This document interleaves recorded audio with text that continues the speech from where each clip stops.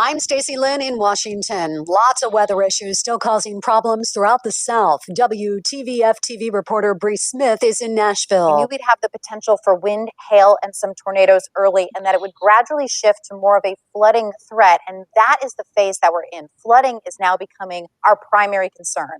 She says there have been numerous water rescues from vehicles and buildings across southern Nashville and Williamson County, Tennessee. Many people letting their guards down now when it comes to the pandemic, but experts say it's still too soon. CBS's Michael George. Amid spring break celebrating and more states reopening, Boston's mayor had a stern warning. This is not about getting back to normal. Normal was hurting too many folks. And still may be. Cases are on the rise in more than half the states. The 7-day average of deaths continues to hover at 1,000 deaths per day.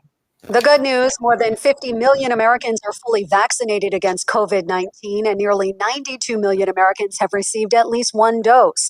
Children aren't going to be vaccinated for several months at least, as testing is still happening. A day of action took place in cities all across the country yesterday, showing solidarity against anti-Asian violence. Carrie Shaw was at a rally in Sacramento. I'm just so glad that Asians actually are finally getting a voice after all these years and decades of being assaulted and harassed and being silenced about it. She says she was adopted from South Korea and raised by a white family.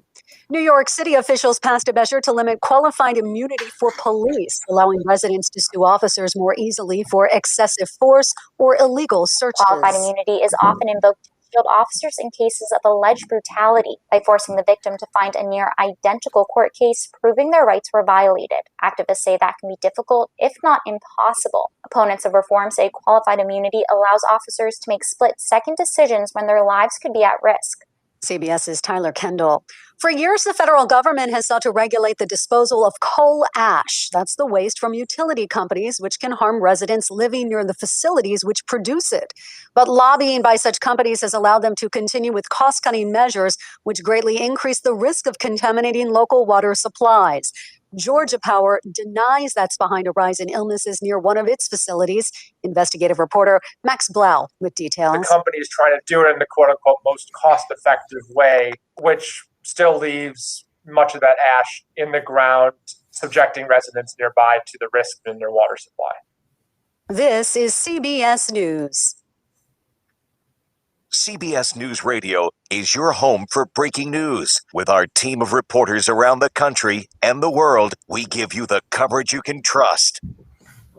The Bible is under attack. Last year, California's governor even tried to ban private Bible study groups. Now, Greg Kelly Reports investigates the movement to ban the Bible. Watch Greg Kelly on Newsmax TV tonight at 7 p.m. and 11 p.m. Eastern as he reveals the dangers to Christians. Find Newsmax TV on all major cable systems or get it free on Roku, YouTube, Xumo, Pluto, and smart TVs. Plus, download the free Newsmax app on your phone. Protect your Bible freedom. Watch Newsmax TV's Greg Kelly tonight. Hello, I'm Mike Lindell, inventor of MyPillow.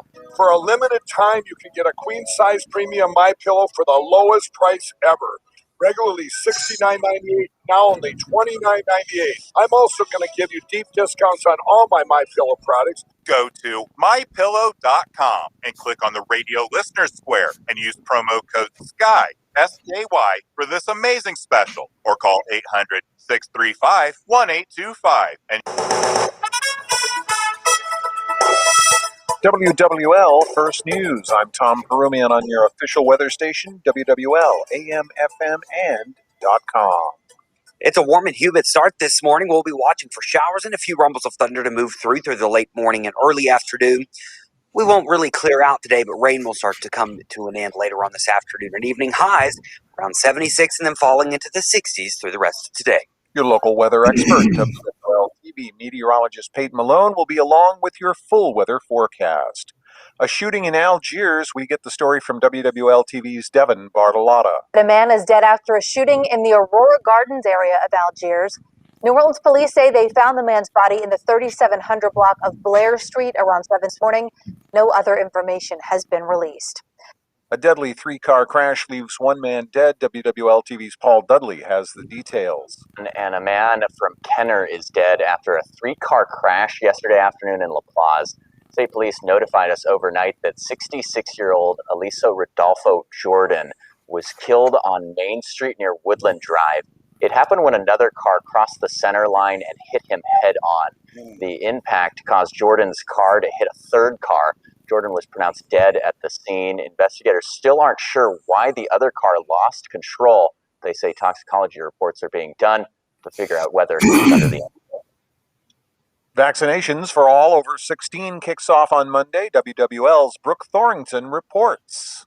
Louisiana Independent Pharmacies Association President Randall Johnson says, remember to bring your ID and insurance card, if you have one, to your appointment because the vaccine has to be entered as a prescription and into the vaccine registry. That tracks for both our state and then feeds up to the federal system. So we'll know if you get that 2-dose vaccine, you'll know when you got dose 1, you'll know when you got dose 2. And if you're running into a situation where it's next year, you'll be able to look back and see which dosage you have. In the Capitol Bureau, Brooke Thorrington, WWL First News.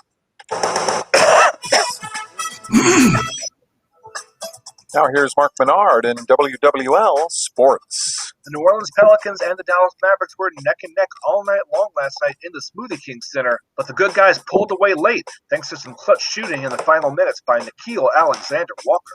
Nicaud for 3 right wing. Dagger time! Dagger time! Audio courtesy of the Pelicans radio network. The Pels win 112-103, improved to 20 and 25 on the season.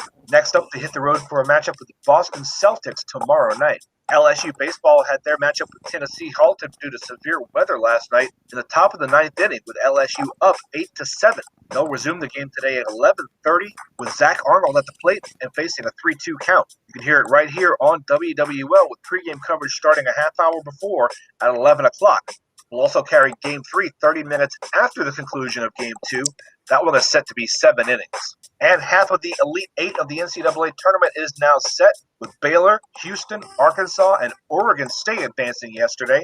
We'll learn the other 4 teams today starting at 1:10 p.m. The top seed battles Creighton, followed by Michigan, Florida State, Alabama, UCLA, and USC, Oregon. I'm Mark Menard, WWL Sports. We're going to start the day off warm and humid. We'll get to around 76 through the lunchtime hour, and then the rain and cold front move in. Could see a few thunderstorms as well. As we head into this afternoon, the rain will slowly start to taper off. Lots of clouds sticking around, and temperatures dropping with a breezy north wind. We'll be in the 60s by this afternoon. Tonight is looking cooler in the 50s and 40s. From your local weather expert forecast center, I'm WWL TV meteorologist Peyton Malone. And I'm Tom Perumian, WWL First News. The following is a paid program. The views and advice expressed are not that of WWL or Intercom Louisiana, LLC. Assessing a person's legal matter often requires extensive interviews, review of contracts and documents, and research of the current state of the law and the issues involved. As a result, the information provided by the attorneys and guests of All Things Legal is given for informational purposes only. It is not to be construed as legal, tax, investment, or other professional advice. Communications with the attorneys on this program, whether verbal or digital, do not create an attorney-client relationship. From WWL, the news talk and sports powerhouse of the Gulf South, it's All Things Legal with Doug Sunseri and Albert Nicaud. Paid for by Nicaud and Sunseri Law Firm. Call or text 504-260-1870 or join us anytime, anywhere on the radio.com app. Now, to our Jefferson Financial Federal Credit Union studios in the heart of New Orleans, here are attorneys Albert Nicaud and Doug Sunseri. Hey, good morning. Doug Sunseri, Albert Nicaud, your weekend lawyers, All Things Legal. Just call it 260-1870. Good morning, Albert. Good morning, Doug. How are you? Doing good, doing good. How are you? Let's see, getting you in good. Well, you watched the NCAA basketball last week. Last weekend we did. Yeah, went to my camp and had about 10 guys one day and about 8 or 10 guys the next day, and we all had 4 or 5 TVs set up with a lot of what do you call it, hot spots and all that sort of thing. So we just kind of vegged out on it, watched a bunch of basketball, barbecued, had a good old time. Because I think the first 2 sets of games are the funnest when you have 4 or 5 games being played in the span of 3 or 4 hours, and you get ending, and right. And so but we're left with I guess who's your prediction? as far as who's left and who do you think is going to be in I the? think Gonzaga is going to be pretty hard to beat. UCLA is playing really good right now. Oral Roberts was my sleeper, and they lost by a bucket last night at the end of the game. That would have been the first 15 seed to make it to the Elite Eight, but they had a shot at the end to actually win it, a three, and it fell a little short. So, but my bracket was busted a long time ago. I'm one of those guys that always picks a lot of underdogs, just because I want to see them advance. It's like you won't win if you pick all the favorites. It's just there's too much competition. Correct. But I go the opposite direction, right? I pick too many underdogs to do the upsets. But there's some teams that are just good. I mean, Gonzaga might run the table, have an undefeated season. If they got 3 more games left to do that. So I like Baylor on one side, and I like Gonzaga on the other. With Michigan was very, very well coached by Juwan Howard. I think they did a fantastic job because LSU gave them their best shot. Yeah, and they didn't panic because LSU played 30 minutes. And Juwan Howard just sort of made the adjustments, started playing a post game, and let LSU the last 10 minutes. I don't want to say self-destruct, but their weaknesses allowed their weaknesses to manifest, which was lack of post game, and then lack of sharing the ball. And in that last 10 minutes, they went to one-on-one, whereas the first 30 minutes, they were playing a 94-foot game. They're going up and down, up and down, up and down, getting some easy baskets. And then, that's a good team. That's a very they had to double the big guy because, like you said, the lack of post play. So LSU was doubling Dickinson and, the big 7-footer. And so when they doubled him, he would just turn around and find where the double team came from and kick it out. And Michigan wasn't really making their threes early, but they started making them towards the end. And I think that's, when the ball got kicked out, they started making them later, and then it was it was too late. But they couldn't stop him inside one-on-one, and so they had to double. No, the only way LSU is going to win that game is going from baseline to baseline, running, getting their guards out, and getting those easy baskets. And like I said, they gave them their best shot. LSU had to play a 40-minute game to win. They played about 33 minutes, and the last 7 minutes were. And I think probably the turning point was a block charge with Cam Thomas. It was 66-60. I think it was probably a block. Made the shot. They took the basket away. Offensive foul. Instead of being 66-63, it was 66-60. Then the next play, they stepped out of bounds. Right. They didn't call it, and it was 68-60, and they were pretty much done with that. Now, one of the questions about LSU is Will Wade going to be back next year because of the FBI investment?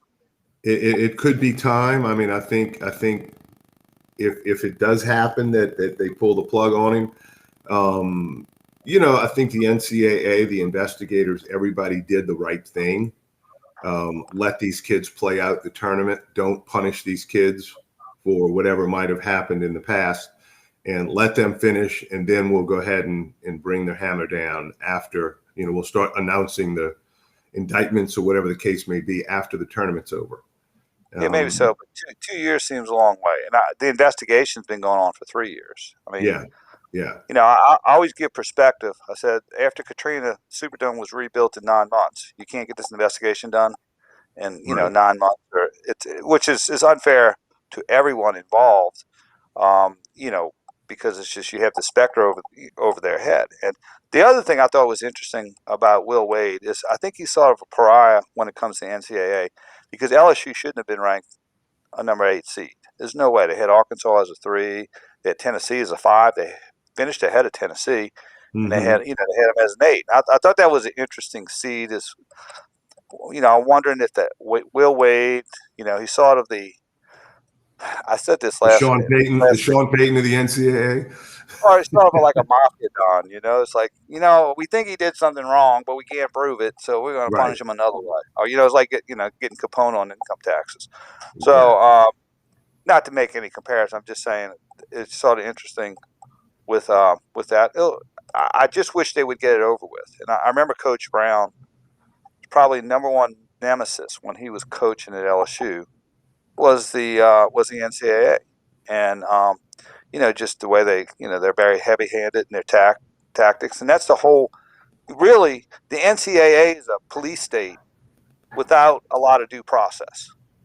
I mean, they basically can do what they want, and so they're very heavy-handed, and they don't have, they could conduct unilateral investigations, they could give limited responses to it, they can make their own findings of fact without really, giving the other side an opportunity to respond to those findings of fact, and I would just say that any any democracy could be a police state, and you can look at the NCAA as an example of what happens is, and here's the biggest difference about, and this is government history, especially for you millennials, is that when you have a democracy, you're innocent until proven guilty. But when you have a police state type of situation or administrative state, then you're guilty and you got to prove yourself innocent. And it's just a little food for thought as far as the future. But it's just and the NCAA operates like that. Coach Brown was very well aware of it 35 years ago, and and I think even LSU's athletic director, Bob Broadhead, had recorded and he got in trouble, the NCAA investigators, because there was no way to verify the conversations. In other words, that the NCAA said, you said this. Right. And it's like the FBI. Like the FBI. You can go to jail because the FBI is going to have handwritten notes and turn them in and say, this is what he said. And then, you're indicted and go to jail based upon a conversation that's not recorded. It's a he said, she said, and if they want to set you up, I mean, they can. So it's like that throughout universities, whether it's the, Greek system, whether it's the whatever it is. And it's like, look, y'all are on probation, and we don't, before we even take investigations, and they do that at LSU all the time. It's always a knee jerk. There was a kid who died of a heroin overdose in his own apartment by himself. He just happened to be in a fraternity, and the fraternity got suspended for it. I mean, look, it's a horrible death. It's a horrible thing for anybody to have to deal with. But like, we just looking for somebody to blame. What is the deal? Oh, I think in university, it's very, very interesting about universities right now is the speech codes that are being imposed on students. Because what happens in a university is you're supposed to have a free flow of ideas. And part of the free flow of ideas is to have discomfort in discussing those ideas. And, like Albert, when you're an attorney and you're sitting on the table and you hear the other side arguing against you, if you want to be, you feel discomfort because it's adverse to a belief that you have or the position you have for your client. And part of that discomfort is part of the college experience. Having two points of view and saying, hey, let's debate the idea. Let's not label someone as being a certain ist, whatever, IST, and put your word before it. And, one of the things about the college experience now is they're not really allowing a full-fledged debate of ideas. Right. Because if they do, and, one of the concerns that many alumni for LSU have in the legislature, and, we do estate planning, a lot of times we have clients who say, oh, I want to give to universities, and, and they have a little hesitation now because they're like, I don't know if I want to subsidize a university that doesn't allow alternate viewpoints. And I think as a lawyer also it's very important to have, to be able to express different viewpoints, even if they're unpopular. And maybe they're not in vogue at times. Because you think about some of the viewpoints 50 years ago that were expressed that were unpopular at that time that turned out to be right. I go back to Winston Churchill. I mean, in 1939, people thought Winston Churchill was a loon because he was saying what he was saying about Nazi Germany. They're a threat. They're this, and this. Right. You know, and if you had speech codes back then, they would have shut him down and said, "Shut up, you're wrong."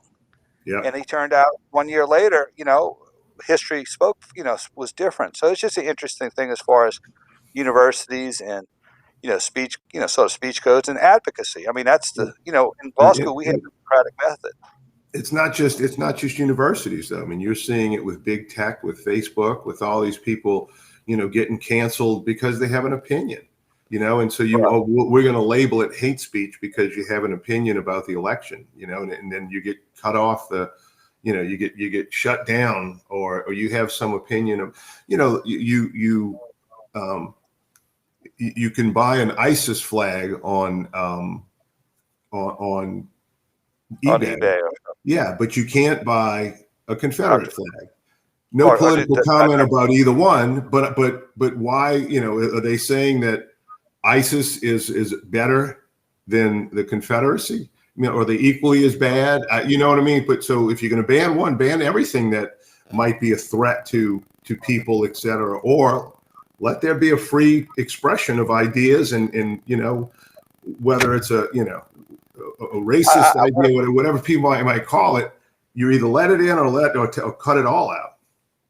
Well, what I say is let's let the ideas battle and don't demean the person. In other words, say let's just have a discussion about the ideas, and because you have that idea, you do not, the person's not a bad person, good person, or, you know, a virtuous person or non-virtuous person. But there you go. All right, well, let's go to break. Doug Sunseri, Albert Nicaud, your weekend lawyers, all things legal. We'll be right back after this brief timeout. This year, I hope we all recognize one truth. That we're all Americans. Okay, could you bump up the volume of Albert just a shade? Yes, we I want will. to be safe in our Coming up a little low. All right, thrive I got it up. economically. But those truths can be reality. Try to do high enough where I don't get recognize feedback, what we but have low in enough common where it and stop works. dwelling on our differences. Yeah. Okay, I think I just pumped it up a little bit. We'll go with the compromise. Hi, Scoot. Let's try to walk a mile in each other's shoes. Weekday afternoon, 1 to 4 on WWL. Diabetes, high blood pressure, anxiety meds, everyone's on them. If you're a 50-year-old male, maybe a bit porky, and you may even have type 2 diabetes, $1 million of term insurance may only cost you about $200 a month. Call Term Provider. Speak with Big Lou at 800-568-2790. Big Lou will find a term life policy for you even if you have type 2 diabetes, are overweight, or have high blood pressure. Term Provider has helped thousands of people like you who think they can't afford term life insurance. To buy $1 million of affordable term life for you, all you need to do is call Big Lou at 800-568-2790. Lou will make sure the scales are tipped in your favor. Call 800-568-2790. Big Lou will answer your call and work to fit you into a term life policy that you can afford. Remember, Big Lou's like you. He's on meds too. Call 800-568-2790. 800-568-2790. Hello, you've reached Toyota. This is Jan. How can I help? Hi, Jan. Is now a good time to save on a new Toyota? It sure is. With great deals now through March 31st, you can ready, set, go get your Toyota today. Great. I've really been getting into podcasts lately for those long drives. Oh, yeah? Which ones? Mysteries, mostly. Well, imagine yourself cruising in a Camry, listening to that one where a priceless painting went missing and the whole town was a suspect. Or go camping in a RAV4 while listening to that one where a shocking crime turned their sleepy seaside community on its head.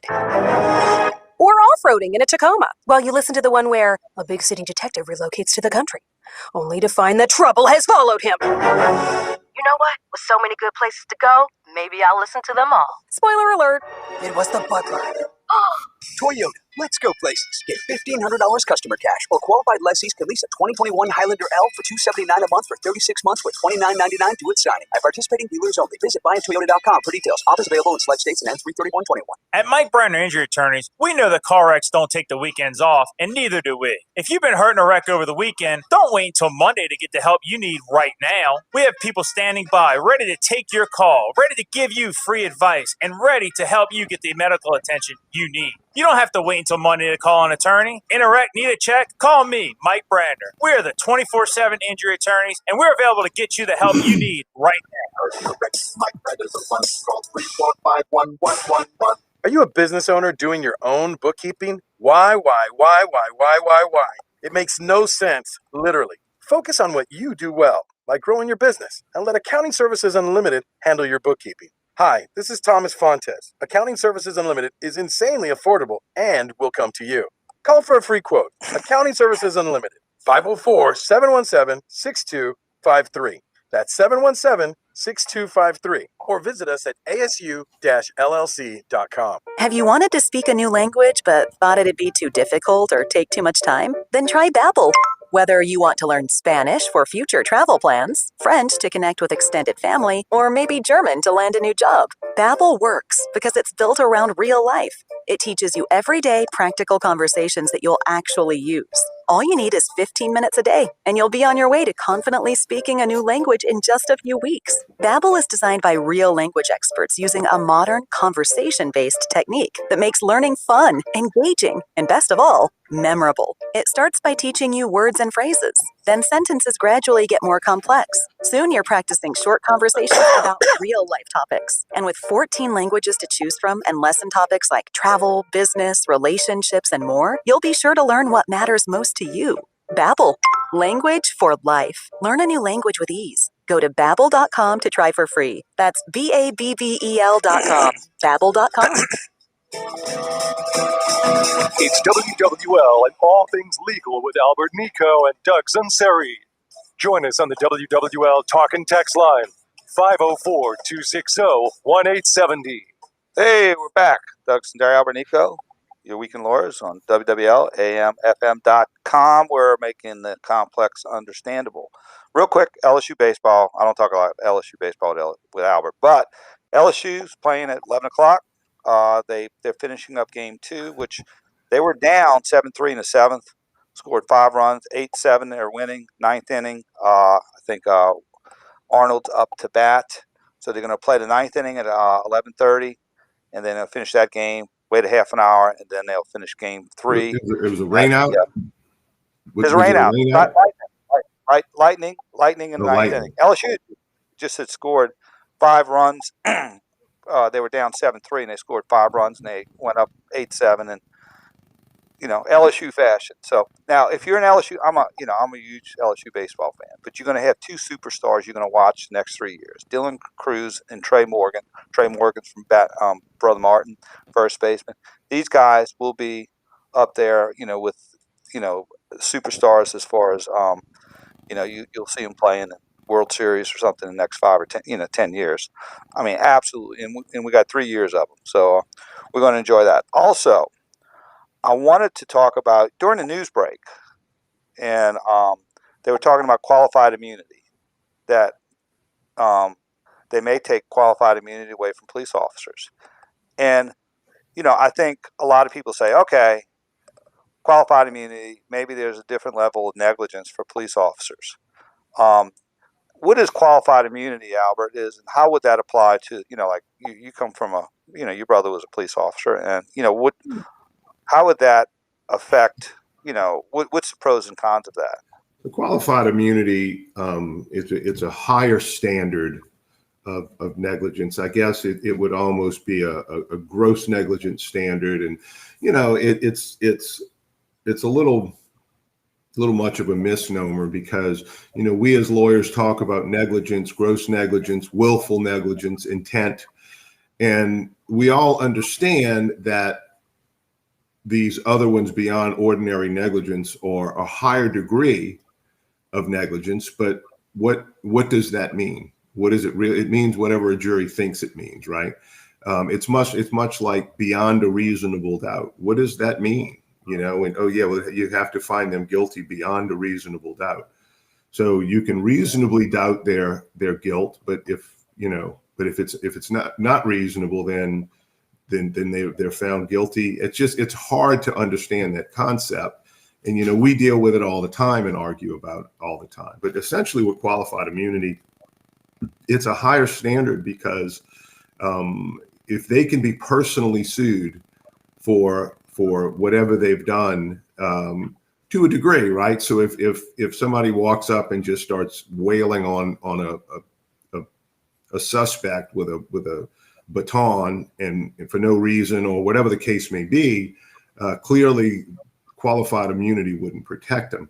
But in the event that they in an arrest they have to grab someone and the person's struggling and fighting back and everything else, and they throw them to the ground, then they have immunity because if that person gets injured because of that, because they're in a struggle, they're here to try to maintain order, they're here to try to maintain peace or to protect some victim that was getting victimized, and so they have to use force, and in using that force, they're going to get a better chance of not being considered excessive, et cetera, because they're in a position where they have to go to a scene where they don't know if someone has a gun. They don't know if, what the status is. All they get is a report from a dispatcher when something gets called in. And so, they go to a domestic dispute and they don't know what the situation is. And so they're making split-second decisions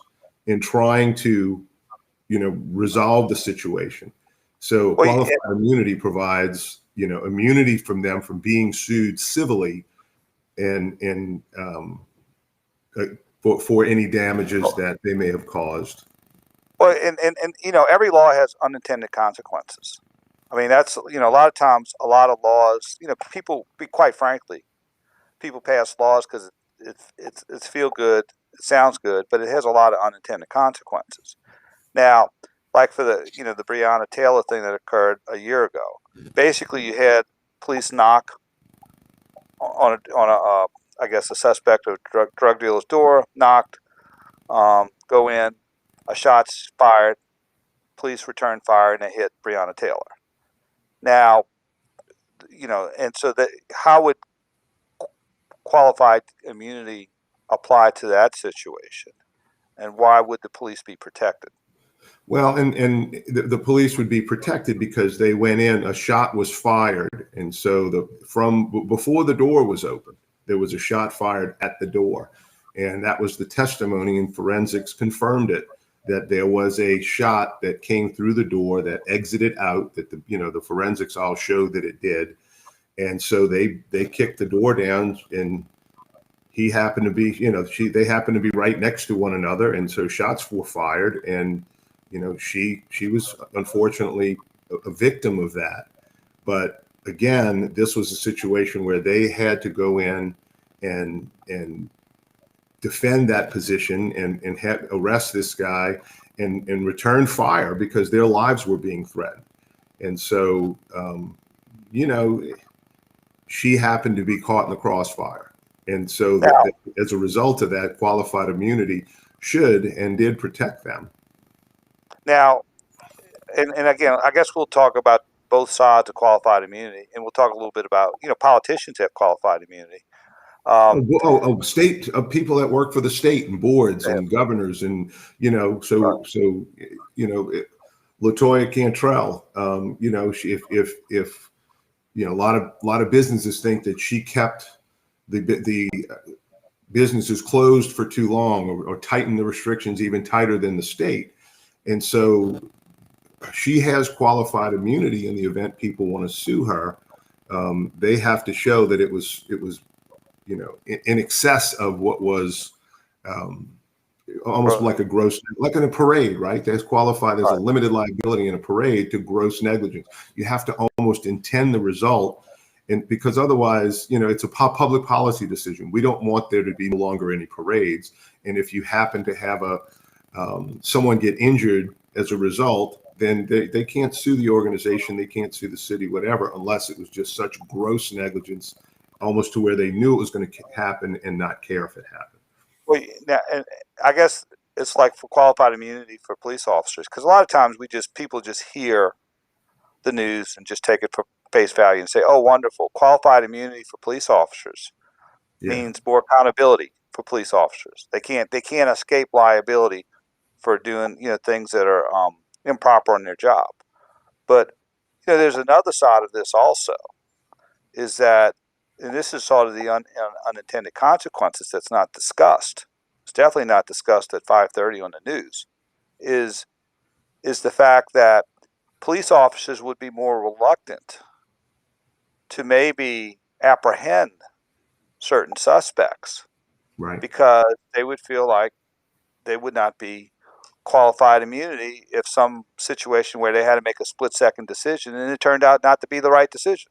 Right, and I can tell you, I've spoken to a policeman who talked to a police captain, and there was some incident in the French Quarter. I forget what it was, but there was caution tape set up around the area while they were investigating it, and there were 3 or 4 police officers there, and a young person came along and lifted up the caution tape and walked right through it, and the captain asked one of the policemen, she was a female, so why didn't you stop this person? Why didn't you do anything to prevent that person from interrupting a police investigation? And she said, because they're going to show the 15 seconds of video where I throw him to the ground, and they're not going to show what he did, and he's going to resist, and I'm going to lose my job or be put on administrative leave or be put on leave without pay. And it's going to be a big deal, and they're not going to show the whole video. And they're like, I'm not doing it. I'm not going to do it. And so right away, even without the whole lawsuit aspect of it, the qualified immunity aspect of it, they are reluctant to do their jobs because, when there's a struggle and I'm a police officer and I have a weapon, I have a taser, I have a baton or whatever the case may be, and I use that to subdue somebody, because they're resisting, they're punching me and they're swinging at everybody and kicking and being out of control, I'm going to have to use force, more force than that person, to subdue them. And as a result, that's unfortunately, they want to promote the narrative. And so that's unfortunately what you're going to see on the 5 o'clock news, is that little 10 seconds where the police officer, might have hit the person or done whatever to try to get them to comply. And, and police officers are aware of that. And let me tell you, they're dropping like flies. You won't have anybody that wants to make $40,000, $35,000 a year come do that job. They will not. And if they lose qualified immunity and you can sue me and take my house and take my whatever, we're not doing it. We're done. And so you won't have a policeman. Well, sort of tying this up is, here's the both sides of it.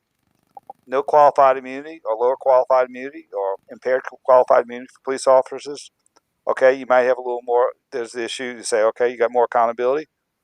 But on the other side, would you rather, when you're walking down Canal Street, would you rather have police officers who have qualified immunity or not?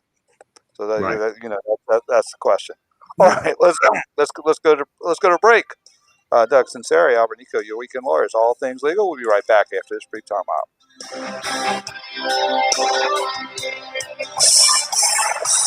WWL is your home team.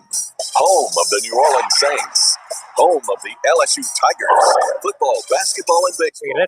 That sounds pretty good. Bear and good.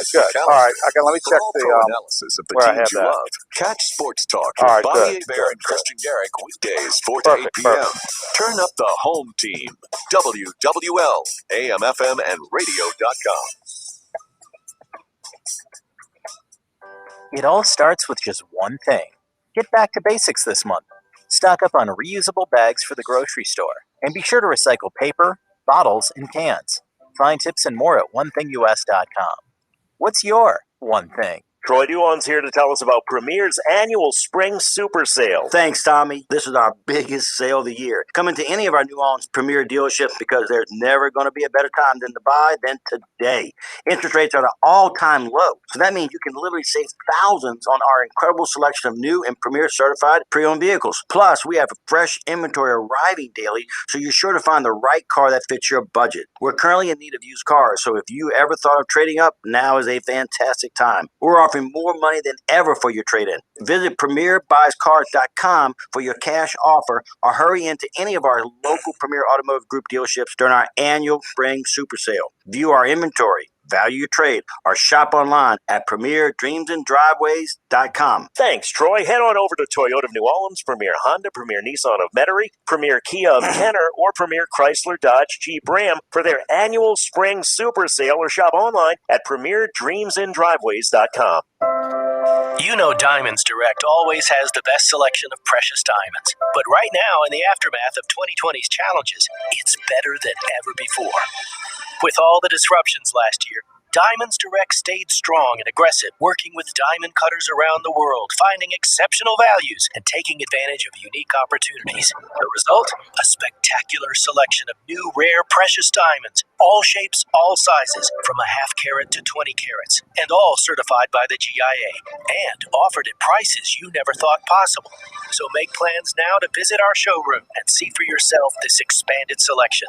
Let our expert associates show you multiple choices in the size and shape diamond you're interested in, so you can make the most informed decision with zero pressure. And take comfort in the fact that at Diamonds Direct, whatever happens in the world, we never let anything stop us from our mission to get you the diamond of your dreams. Diamonds Direct on Severn Avenue across from Lakeside Mall. This is Attorney Doug Sunseri, host of All Things Legal on Sunday morning. This is Attorney Michelle Demarest Sunseri. As a result of COVID-19, many are experiencing unique family law difficulties resulting in divorce and custody issues. Also, we learn the importance of estate planning, wills, and powers of attorney. At Nicaud and Sunseri Law Firm, we make the complex understandable. Call me at my Metairie office at 504-837-1304. Or call me, the boss lady, on the North Shore at my new office in Mandeville at 985-624-9697. Boss lady, really? Love sports? Love culture? Well, I've got a brand new podcast called Take Line from Crooked Media, hosted by me, Jason Concepcion, and two-time WNBA champion Renee Montgomery. From the games to the players, the issues happening both on and off the court, we'll be tackling the important political and social issues happening in sports head on. New episodes drop every Tuesday, so follow and subscribe on radio.com, Apple Podcasts, or wherever you get your podcasts.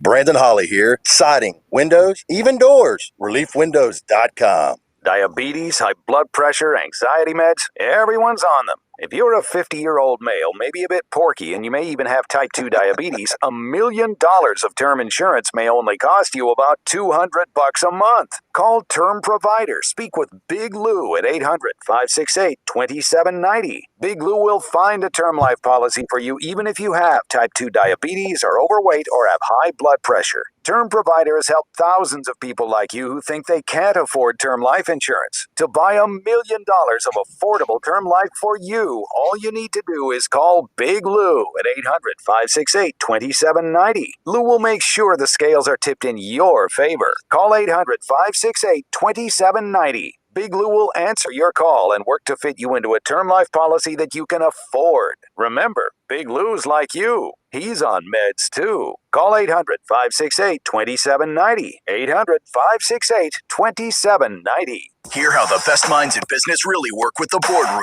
Out of Office podcast, hosted by Rich Kleiman, Kevin Durant's 35 Ventures business partner. Industry leaders talk about who they are, how they got here, and things they learned along the way you might not expect. Listen on radio.com and Apple Podcasts. Back to WWL and all things legal with attorneys Doug Sunseri and Albert Nicaud. Connect on the WWL talk and text line, 504-260-1870. Hey, we're back. Doug Sunseri, Albert Nicaud, you weekend lawyer. Before we go to the next topic, we were talking 2 segments ago about colleges and the lack of discourse with colleges.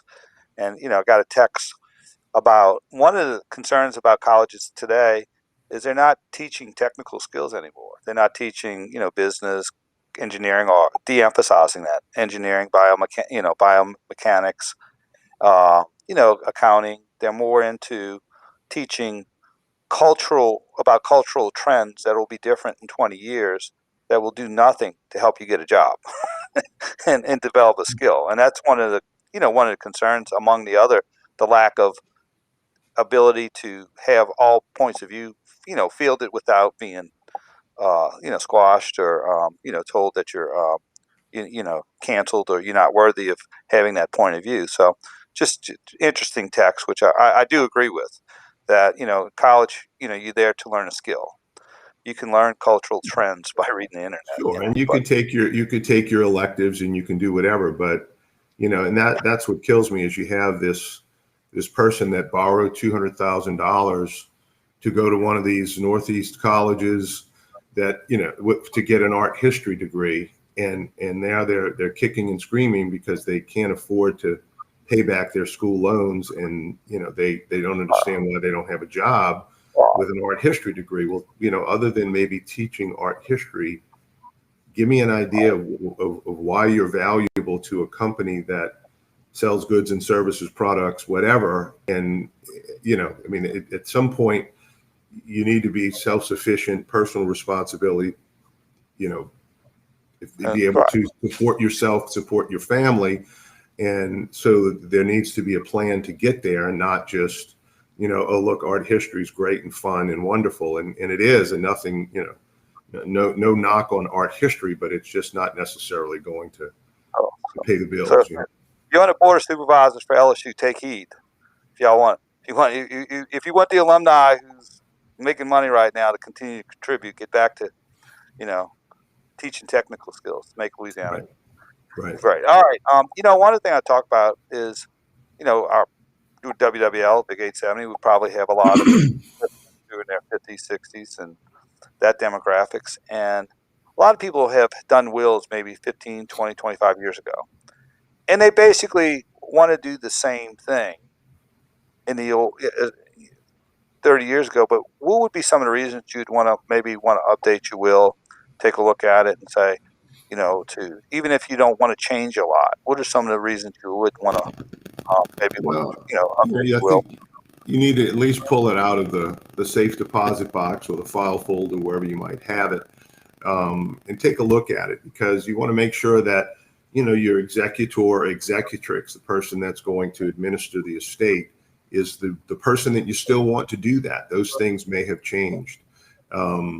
There are provisions to, regarding usufruct. Your old will might just say, I leave usufruct of my property that I'm leaving to my children, I leave it to my wife. But if you don't go beyond that simple statement and indicate that there are additional powers a usufructuary may have, but they're only going to get those powers is if you put them in a will and designate those powers. For instance, the right to dispose of consumable or non-consumable. A non-consumable is basically real estate.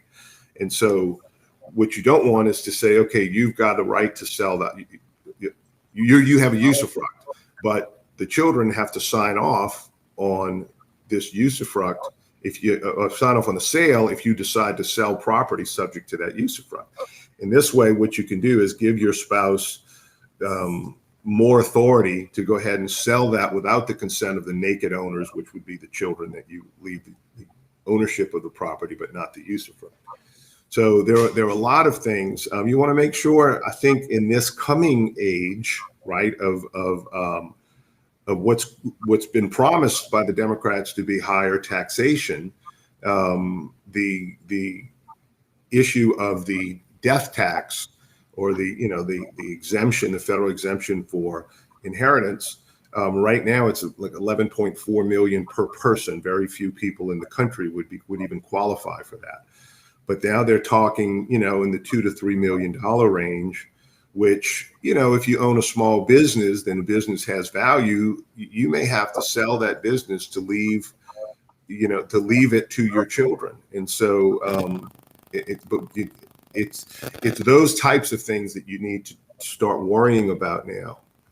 Or you're keeping an eye on, because anytime you're going to hear in this, probably after the summer, in early fall, you're probably going to hear a lot of talk about the death tax. And back in the 90s, the death tax used to be $600,000 exemption. So if you had a small business and you owned a few rental properties, and you were maybe cash poor but asset rich, that death tax would hit you very hard. And you had to do planning, such as getting life insurance policies and some liquidity, because if you owned a farm or you owned a small business and you had a $200,000, $300,000 tax bill for maybe a modest estate, if you own a small business, you can't pay that in 9 months. And, you'd either have to sell the business, or if you want to sell property, the buyers know you're selling it because you have an estate problem, so you're going to buy it on the cheap. And so there's a lot of and then when you sell it, you have a capital gains tax. You have a capital gains tax. Right. I mean, you're going to lose, a bigger percentage. Right. So again, you keep an eye on that. One of the other issues too, I think back when we started practicing law in the late 80s, early 90s, they had forced heirship, meaning, and they still have a form of it, but not now the forced heirship is if you're under 24 or over 24 or over and you have a disability, you have to inherit a portion of your estate. But we'll talk a little bit about it after the break, how, maybe if you have an old will under the old law, that could be interpreted differently today because of the, forced heirship provisions. All right, look, let's go to a break. Doug Sunseri, Albert Nicaud, your weekend lawyers, all things legal, making the complex understandable. We'll be right back after this brief timeout. Rick Edelman, #1 New York Times best-selling author and founder of Edelman Financial Engines, takes questions on his hit radio show. Let's listen to Rick help a caller who's saving for retirement. Hey, Rick, how can I keep my retirement money safe? By taking some risk. That sounds weird, I know, but when it comes to saving for retirement, if you try to keep your money safe, you're actually taking big risks. Savings accounts, well, they're not safe from inflation. Classes, and they all have different risks. So spread your money around so no one thinks.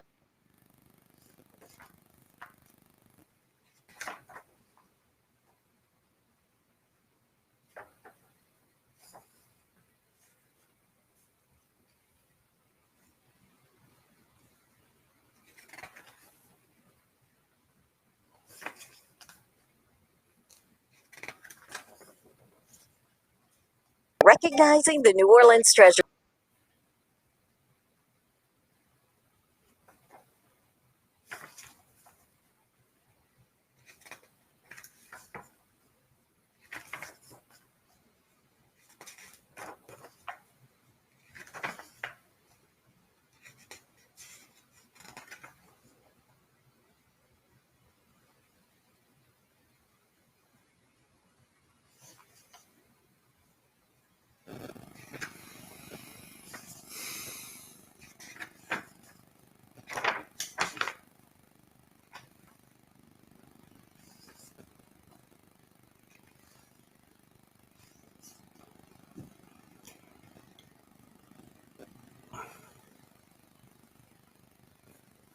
Doug, I can't hear a thing.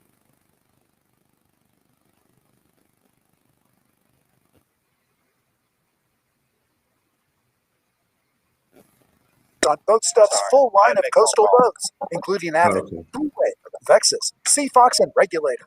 Boats and Yamaha motors are coming in weekly, all with boat show savings. Make no waves about it. Get your boat and Yamaha outboard from Boat Stuff in Slidell, Harvey, Port Sulphur, and Hammond, or at boatstuff.com. It's best time of the year, and the event of the season is just around the corner. VaxFest, for anyone 18 years or older, is hosted by Ochsner Health and kicks off Monday, March 29th at 10 a.m. The celebration continues for 24 hours straight, featuring free shots of Moderna's life-saving vaccine and live musical entertainment from the likes of Big Chief Juan and Golden Comanche, Amanda Shaw, Casmay, DJ Bryce Nice, DJ Raj Smooth, and many more. Spots are now available at this drive-thru event. Sign up today by calling 844-888-2772 or visit it by Ochsner.com. Have you wanted to speak a new language but thought it'd be too difficult or take too much time? Then try Babbel. Whether you want to learn Spanish for future travel plans, French to connect with extended family, or maybe German to land a new job, Babbel works because it's built around real life. It teaches you everyday practical conversations that you'll actually use, All you need is 15 minutes a day, and you'll be on your way to confidently speaking a new language in just a few weeks. I just had a caller on would like a little bit more information about forced airship. Didn't want to call on the air. Yeah, Fun, we'll go engaging, on. Yeah, and best of all, all right. memorable. It starts by teaching you words and phrases. Then sentences gradually get more complex. Soon you're You practicing brought up short the thing that conversations about say real like a life drug topics. addict kid is And lesson topics like Might be travel, forced air. business, is a problem. you'll be sure to learn what matters most to you. Babbel, language for life. Learn a new language with ease. Go to babbel.com to try for free. That's BABBEL.com. Babbel.com. Now, more All Things Legal, paid for by Nicaud and Sunseri Law Firm. All advice given and opinions shared are solely those of attorneys Albert Nicaud and Doug Sunseri. Back to WWL. Hey, we're back. Doug Sunseri, Albert Nicaud, your weekend lawyers, all things legal. We're talking a little bit about forced heirship. And when Albert and I started practicing law, they had forced heirship where if you were a descendant of your parents, you were entitled to a portion of your parents' estate, for the most part, unless you did something to get disinherited, such as didn't have contact with them for an extended period of time. You tried to hurt them or kill them or something like that. But otherwise, you did. And they changed the law. Well, they had a series of changes of the law. Then it was unconstitutional, and they changed it. Did a constitutional amendment, repealing that. But basically, if you're under 24, you have forced heir, which means you'd have to inherit from your parents. Or if you're over 24 and you have some type of incapacity, you'd have to get a percentage of your parents' estate. Now, when they changed the law, I told punky millennials, I said, be nice to your parents now, because they can write you out. But otherwise, pretty much. But otherwise, one of the questions was, if you have someone who is, what is incapacitated? If you have a child that's 30, 35, 40 years old and has a, drug problem, or addiction, alcohol, drugs, or even some type of emotional impairment, would you be a forced heir? Well, it's of course the burden of proof is on that person who is trying to establish this incapacity, and it's kind of a broad standard. You lack the capacity to handle your affairs, and whether emotionally or whatever the case may be. And the reason for that is because the state doesn't want you to leave your money somewhere else, and then this person who's an adult become a ward of the state, and then the state would have to pay for them. If there's an inheritance to be had, then let the parents take care of that child from their estate. This goes back to wills were written back in the not wills, but the civil code, etc., was written back in the 1800s. And you had a very wealthy class and a very poor class, and it, all these laws were primarily written for the wealthy class, and in that wealthy class, it's generational wealth, and so one of the reasons why there was forced heirship way back, a more contemporary example, there was a wealthy New Orleans family where one of the sons inherited money from his family, and had a few kids and divorced the kid's mom right after so many years, well into their 40s or 50s, and then decided, I'm going to leave everything to this new girlfriend that's younger than my kids. And of course, the kids were very upset about the dad divorcing the mom and going out with the younger girl and all that sort of thing. And, in that situation, the grandfather, the great-grandfather, all the way up the line would not have wanted their children to be disinherited that way. So it made a little sense that, look, at least a portion of your estate you have to leave to the kids. And so, that's kind of that's where it all started. And we can talk about additional types of issues that come with disinheritance, trust, supplemental needs trust for special needs children, that sort of thing. So, we'll talk about that after the break. I know we have a break coming up, but that's kind of the history of it. But now it's a situation where you can pretty much disinherit your kids and leave whatever you want to whomever you want. All right, be nice to your parents. That's what the right. theme of that. Okay, we're going to break. We're going to national news, local news. We're back for hour number 2 on all things legal. Expressed were not that of WWL or Intercom Louisiana LLC. Assessing a person's often requires extensive interviews, review of contracts and documents, and research of the current state of the law and the issues involved. As a result, the information provided by the attorneys and guests of All Things Legal is given for informational purposes only. It is not to be construed as legal, tax, investment, or other professional advice. Communications with the attorneys on this program, whether verbal or digital, do not create an attorney-client relationship. Home of the New Orleans Saints and LSU Fighting Tiger Sports. 870 AM WWL New Orleans. 105.3 WWL FM and HD1 Kenner New Orleans. A radio.com sports station.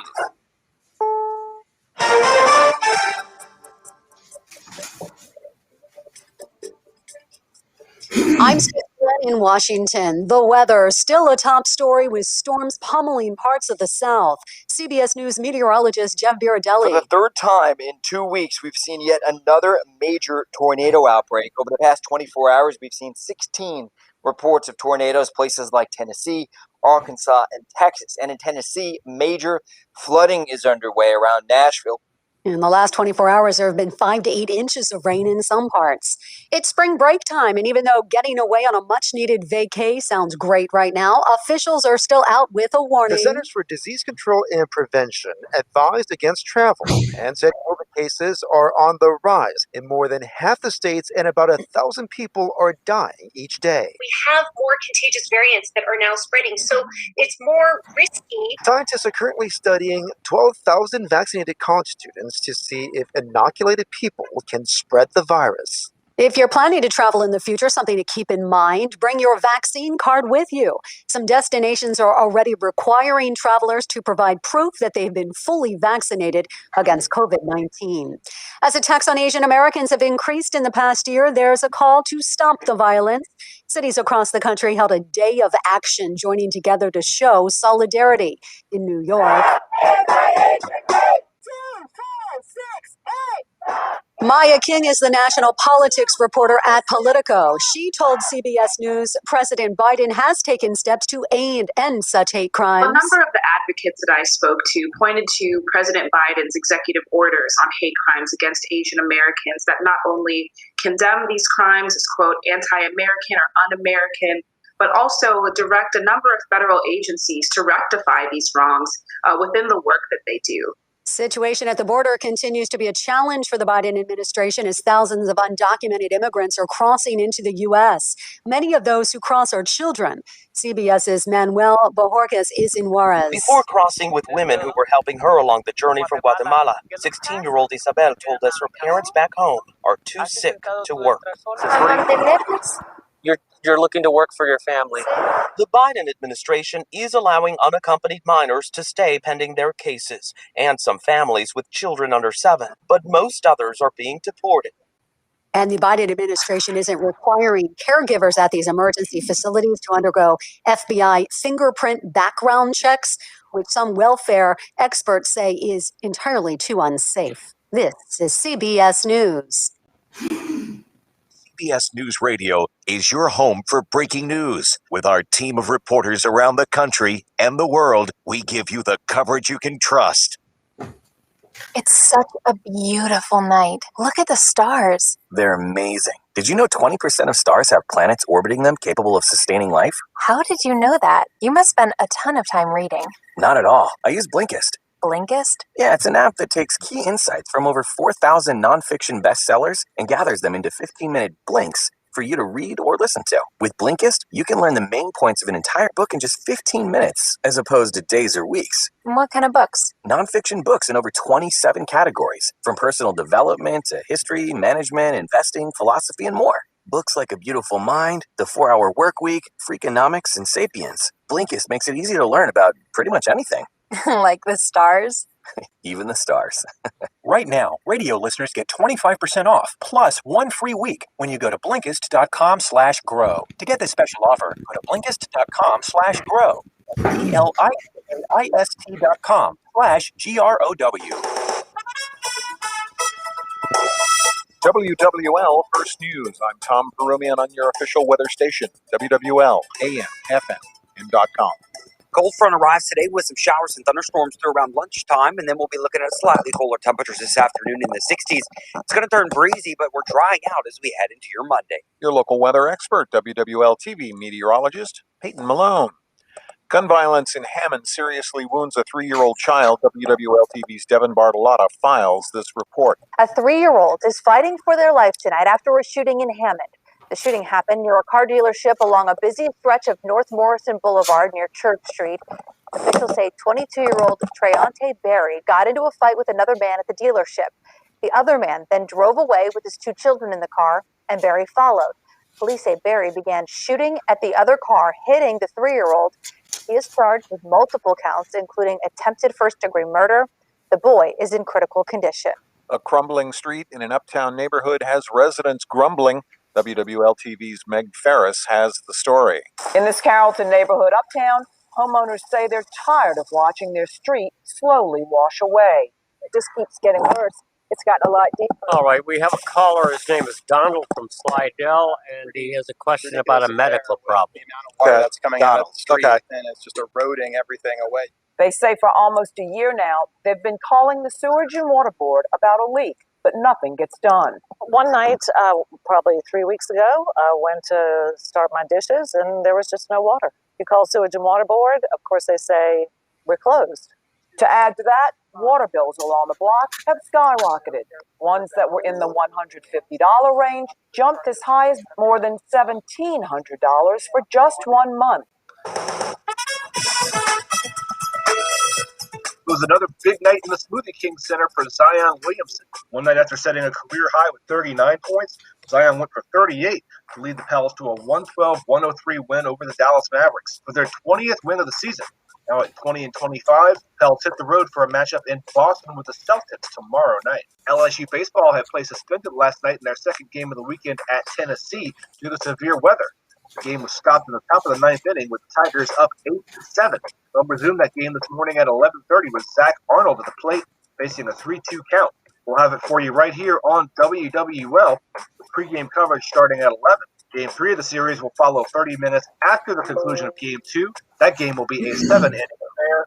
We'll also have it for you on WWL. And we know half of the Elite 8 field in the NCAA tournament, with Baylor, Houston, Arkansas, and Oregon State advancing yesterday. We'll learn the other half today. The action starts at 1:10 when top seed Gonzaga battles Creighton. That'll be followed by Michigan, Florida State, Alabama, UCLA, and USC, Oregon. I'm Mark Menard, WWL Sports. Warm and humid start on Sunday will turn into a breezy and cooler afternoon thanks to a cold front. We're also going to see showers and a few rumbles of thunder move through around, we'll say, 10 a.m. to 3 p.m. is when we have our best shot of seeing the rainfall across the area. Heading into tonight, looking drier. We'll be looking at cooler temperatures, too, in the 40s and 50s. Monday, high only 70, very nice with sunshine during the afternoon. If we see any rainfall Monday, it will be late in the evening and going into Monday night. Then we warm back up, more humid on Tuesday with showers and thunderstorms possible. Same thing on Wednesday, a better chance of showers and storms as a cold front moves in. We still get to around 81 on Wednesday, though.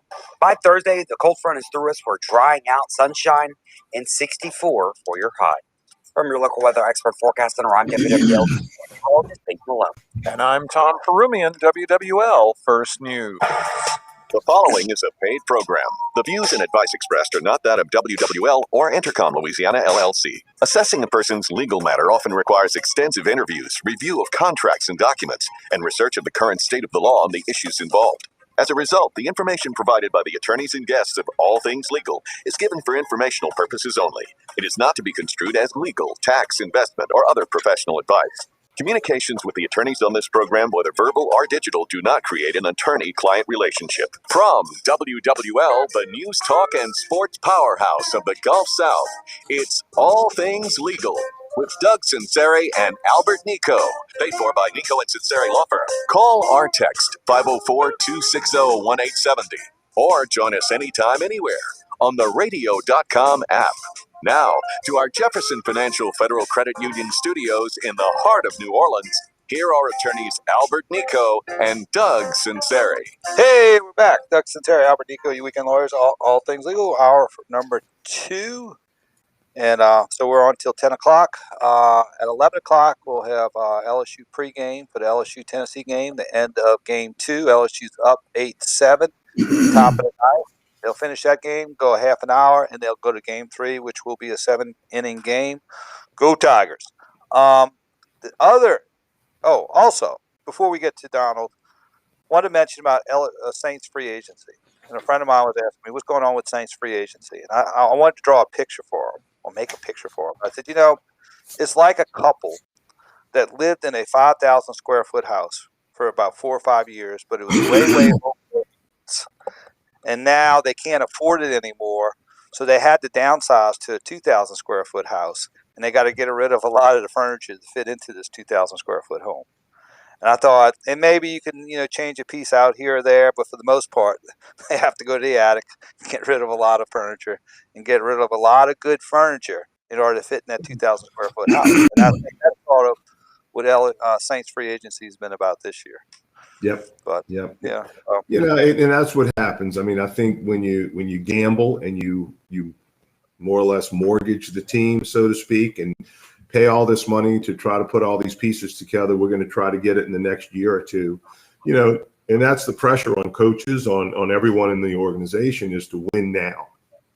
But in winning now, or trying to win now, you might get close, and then the next thing you know, you don't make it, and oops, we've overspent, and now the day of reckoning has come. We've got to get rid of all these players. And real briefly, I know 30 years ago, coaches were given 3 and 4 year time frames to turn around a franchise. So therefore, you can maybe take your lumps in the beginning, your first year or two. Right. And for building for that, 3rd, 4th, or 5th year, coaches don't get that luxury anymore. You got to do that now.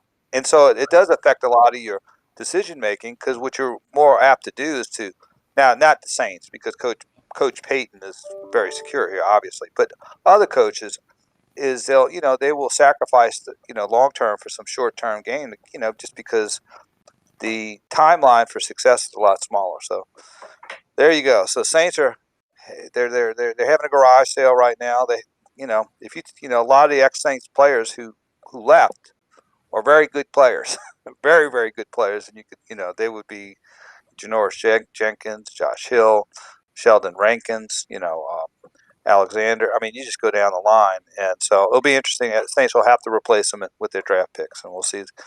The pressure's on this year for that. All right, let's go to Donald on the phone. He's got a question regarding medical problem. Hey, Donald, you know all things legal with Doug Sunseri and Albert Nicaud.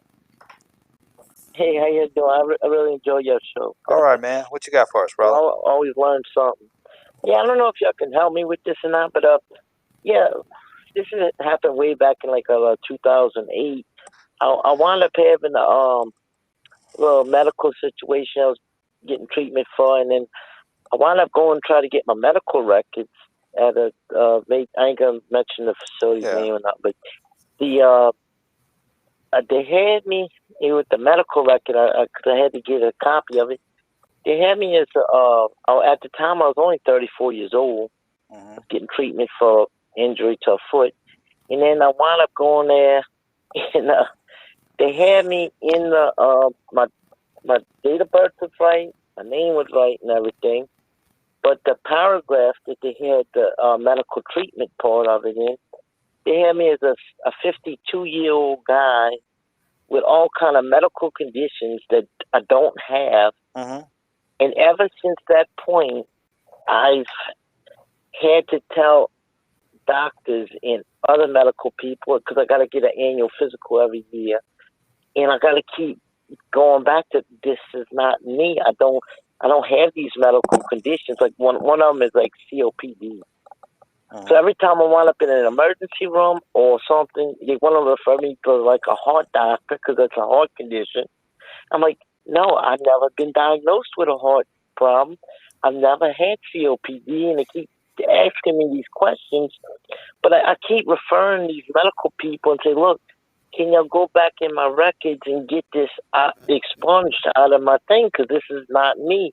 Y'all mixed me up. Come to find out, they had like 5 other individuals with my name in their system. Sure. I think they might have mixed us up.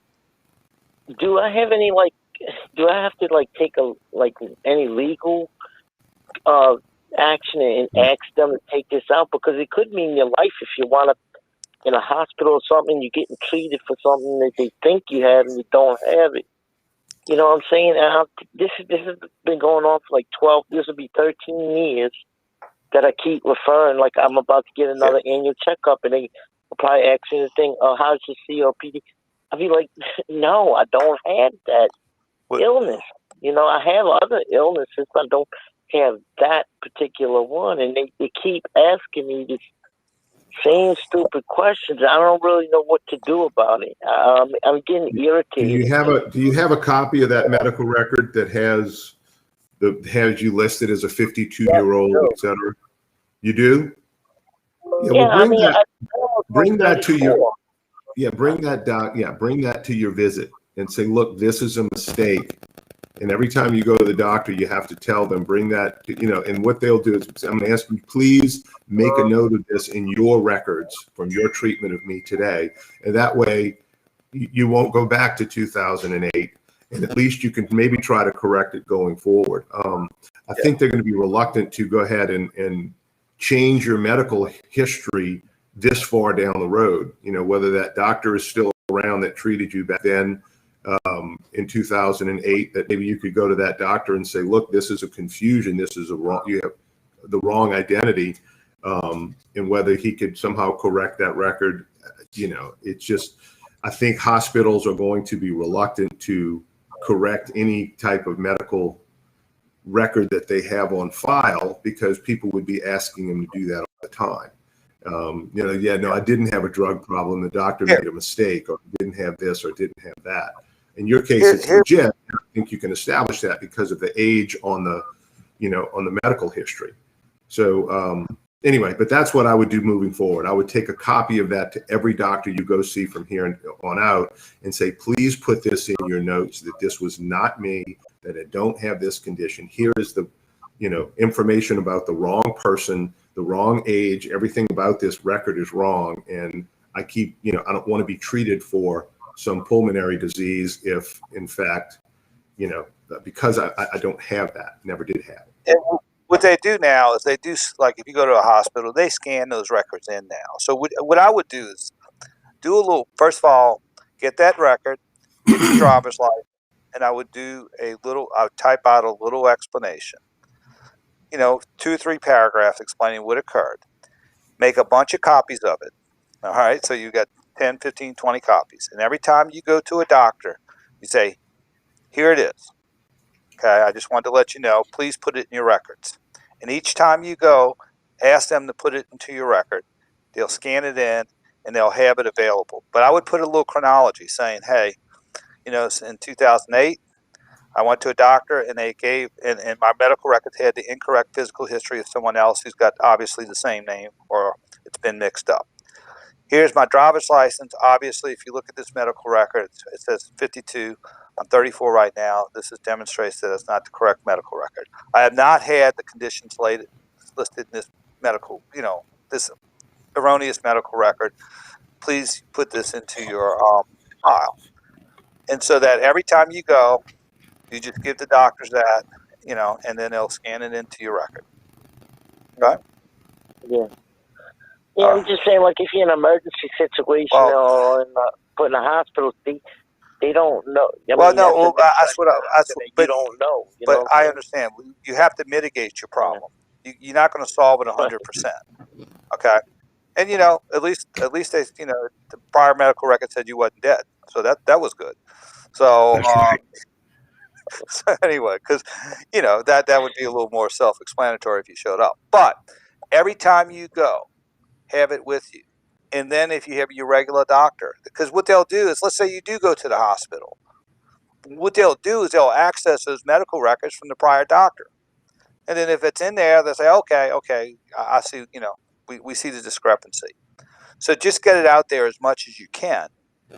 And then, you'll mitigate the problem. You won't 100% solve it, but you would be able to deal with it a lot better. All right. Thank you for the call. We appreciate it. All right, Donald. Thanks for the call. I guess that's the I guess that's sort of like the Bob Hope syndrome. Yeah. Remember, they pronounced him dead about a year before he was dead. Right. You know, Right. Well, and I get it, but and perhaps if that doctor that he visited on the day that the medicals got messed up, if he's still around or she's still around, perhaps he could go back to that physician and say, hey, look, take a look at this 2008 record. Test me for COPD. I don't have it. I never had it. This is the wrong. Could you update that and correct that medical? And then he can maybe have that to where that doctor that wrote that even agrees that, hey, look, this was a mistake. There you go. All right. Well, let's go to a break. Doug Sunseri, Albert Nicaud, your weekend lawyers, all things legal. We'll be right back after this brief timeout.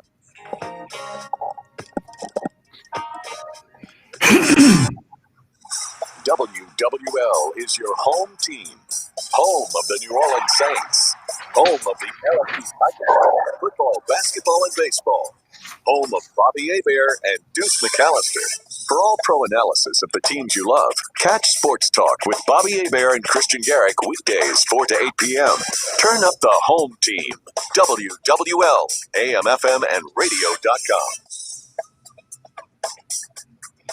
Diabetes, high blood pressure, anxiety meds, everyone's on them. If you're a 50-year-old male, maybe a bit porky, and you may even have type 2 diabetes, $1 million of term insurance may only cost you about $200 a month. Call Term Provider. Speak with Big Lou at 800-568-2790. Big Lou will find a term life policy for you even if you have type 2 diabetes, are overweight, or have high blood pressure. Term Provider has helped thousands of people like you who think they can't afford term life insurance. To buy $1 million of affordable term life for you, all you need to do is call Big Lou at 800-568-2790. Lou will make sure the scales are tipped in your favor. Call 800-568-2790. Big Lou will answer your call and work to fit you into a term life policy that you can afford. Remember, Big Lou's like you. He's on meds too. Call 800-568-2790. 800-568-2790. Hear how the best minds in business really work with the Boardroom Out of Office podcast, hosted by Rich Kleiman, Kevin Durant's 35 Ventures business partner. Industry leaders talk about who they are, how they got here, and things they learned along the way you might not expect. Listen on radio.com and Apple Podcasts. Let NOLA Protection improve the security at your business by keeping your property, customers, and employees safe. NOLA Protection is the local choice for security guard services and equipment. Give them a call at 504-577-2323 or on the web at nolaprotection.com. Hi, this is Scoot for Healthnetics CBD. It's a premium brand of CBD that I've been using. People are using CBD because they believe it may have benefits for relieving aches and pains after a workout and promoting a restful night's sleep. All CBD companies are not the same, which is why I'm using Healthnetics.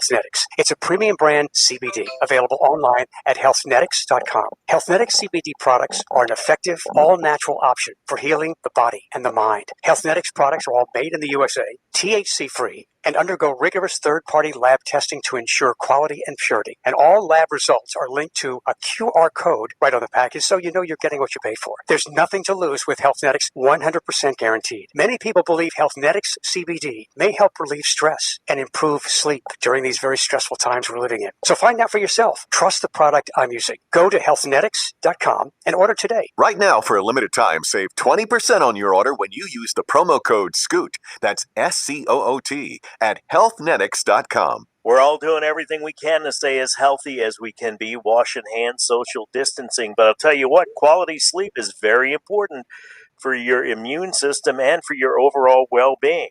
I have a Sleep Number bed. I get a great night's sleep every night.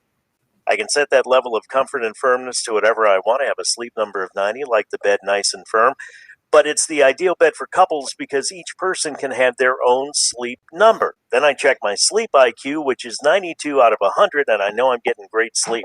Proven quality sleep is life-changing sleep. Introducing the new Sleep Number 360 C4 Smart Bed Queen, now only $14.99. Plus special financing, but it ends Monday only at a Sleep Number store near you in Metairie on Vets next to Bonefish Grill, Covington Highway 21 in front of Winn-Dixie, or Homa, 1731 Martin Luther King, Magnolia Square. Subject to credit approval. Minimum monthly payments required. See sleepnumber.com for all the details. It's WWL and all things legal with Albert Nicaud and Doug Sunseri. Join us on the WWL Talk and Text line, 504-260-1870. Hey, we're back. Doug Sunseri, Albert Nicaud, your weekend lawyers, all things legal. You before the break, you were giving a good recitation, Albert, on forced heirship, and actually last week we did a little historical fact that the Napoleonic Code was adopted in I think 1804 on March 21st, which was last Sunday, and you were explaining the origin. We had explained a little bit about the origin of the Napoleonic Code. It's just they have a tendency to write the laws out rather than allow it to be interpreted by the courts. They have a few more code articles maybe than they did as opposed to other bodies of law at that time. And you're talking about forced heirship and as far as how the how that came. It was basically for the wealthy families so that that the money would not go to would stay within the family, and it wouldn't go to the like if you're an older guy, us older guys, when we get in our 70s, 80s, and 90s, we just want to be fed and clothed, right? And Right. you have a big family. You have a big family, and and somebody comes along when your wife's gone, wants to feed and clothe you. They want to keep the money in the family and not to the to the new And gal. again, it was only 50% of your assets, so it's not you could still if you're very wealthy, you could still leave 50% to your new spouse or whatever the case may be. And we run into that a lot, Doug. The second spouse and the spousal usufruct that it is usually fought over between the children of the first marriage and the new spouse. Dad has a new wife. She's 20 years younger than he is. He dies and leaves everything in usufruct to her, or even by operation of law, half of the community property, his half of the community that they developed over time goes into a spousal usufruct by operation of law without a will. And now all of a sudden the kids are like, hey, you're spending all of my money. This eventually should belong to me. So, there's, or why aren't you spending your own money, or why aren't you spending money that you have put aside, from your side of the account, you're spending it out of the usufruct account. And so we hit those disputes all the time. Well, and one of the things that people ask, and there's several reasons to do that now, is that why can't, if I've been married 35, 40, 45, 50 years, and the first spouse passes, why didn't the second spouse get everything? Just let me give my portion, and then she can, the surviving spouse will give it to my kids. Right. But the fallacy of that is a couple reasons. One, if you have the death tax return come back like it did, which it seems like they're going to make it's going to make a run at, or that Washington's going to make a run at trying to do that. You could actually be increasing your tax liabilities, which I'd have to show you with the whiteboard, but just take my word for it. But the second issue would be, if you give everything to the surviving spouse, there's no guarantee that the children would get the deceased spouse portion. Right. If there's a change of circumstance. And yeah, I mean, I had a situation the other day. Couple was married a long time. I didn't feel like that there was any risk of that, but I still needed to bring it up. That, hey, look, I want to leave everything to him, and she wants to leave everything to me, and vice versa. And so, and then at that point, then we can give it all to the kids. But and I said, well, what if she, you die and she ends up, hooking up with the Chippendale dancer, and decides that she wants to leave everything to him. And Chippendale dancer? Yeah, that's what I'm saying. They laughed. I said, yeah, that's the Chippendale dancer, and now she wants to leave everything to him, and your children get nothing. This way, if you leave your children naked ownership of your half of the community, then she will then only be able to leave her half to that person, right? And that just kind of makes sense. And said, look, you can put limitation. What if she wants to sell the house? then that's what we talked about earlier in the show, where you can add those provisions to the will, where you give that usufructuary authority, non-consumables, authority to do pretty much anything they want, but at the end of the day, will have to account to the children for the value of that usufruct or their ownership as of the time of her death or the time of the original person's death. It can't be redirected. Is correct? You know, it's going to have to go to the children.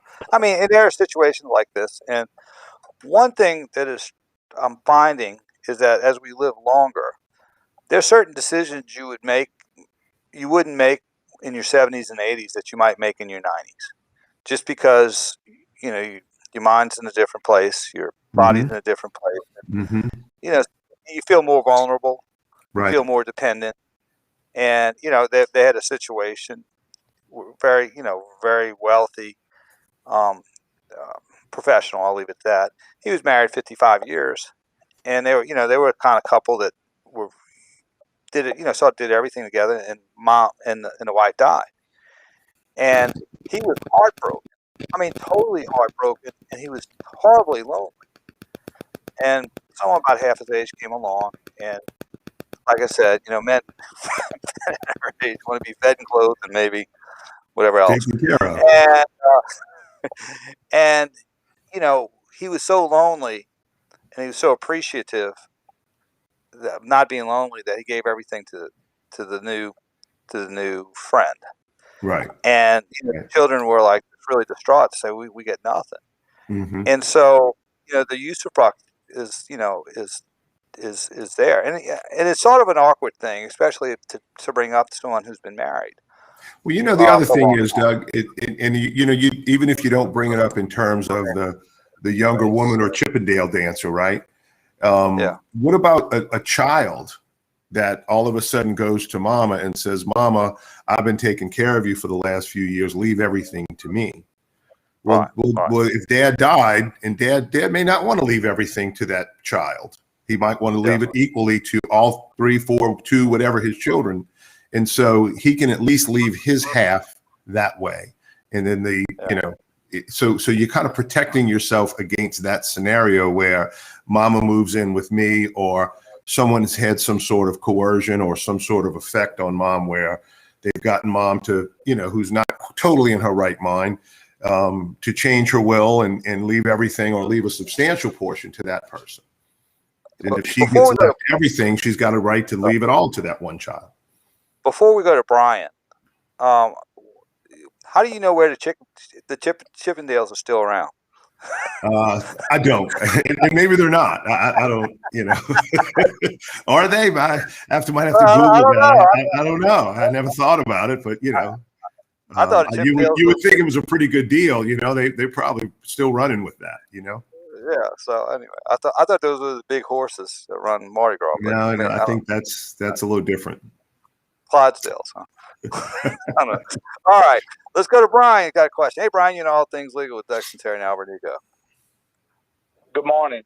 I'm calling in regards to this usufruct thing. My parents both passed away here within the last few years, and my mother was left as usufruct, but then my sister was named the naked owner, but under, to me, what looks like a few conditions. It says that if my mother preceded my dad or died simultaneously or within 60 days, that my sister would be named the naked owner. Mm-hmm. Is that how I'm reading it? Is there a clause there to where if my mother hadn't died in that time frame, then all of us are still equal heirs? Or no. That's another provision saying that if your mother died, I think within 60 days, or if your mother died within 60 days, you would bypass the usufruct and go straight to the naked owner as an owner. So it's a little different, but it's basically a provision. Now you can go 180 days. It says if an heir dies within 180 days of the decedent, which they have been considered as predeceasing the decedent, and you would go to whatever the alternate disposition would be. For example, if let's say if mom died and dad died, and they had that 180-day provision, dad's succession would go straight to the kids. It would not have to go into mom's succession and then to the kids. It just saves a step. It's very confusing. Okay. I wish I had a chalkboard to show you, because if I showed it to you, but that's a different provision. Yeah, and again, so would you last thing in the will? Well, that's the thing. My mom did not have difficulty hearing him. So, yeah. Okay, mom didn't have a will. So on your mom's side, you would have been entitled to, how many siblings do you have? 2, so 33%. You'd have a third of a half, which would be a sixth. Correct. And I know that because I know fractions, because I went to De La Salle, so I had great math teachers.